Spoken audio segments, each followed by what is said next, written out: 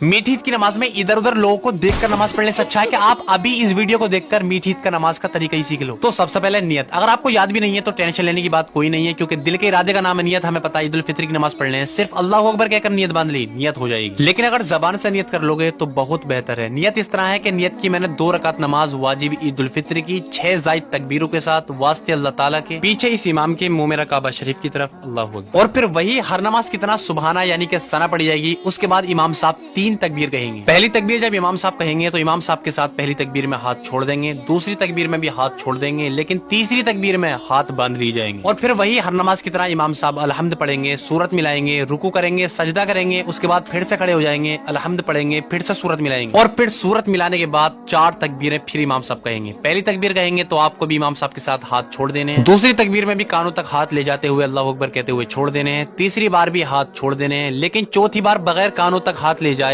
Direct रुकू में चले जाना। और फिर उसके बाद हर नमाज की तरह वही रुकू से खड़े होंगे, उसके बाद 2 सजदे करेंगे, फिर कादा करेंगे और सलाम फिर लेंगे, नमाज मुकम्मल हो जाएगी। लेकिन भैया रमजान का महीना चल रहा है, डबल सवाब मिलेगा। जल्दी से सभी मुसलमानों के पास शेयर कर दो, क्या पता आपकी वजह से कौन दुरुस्त तरीके से नमाज अदा करे।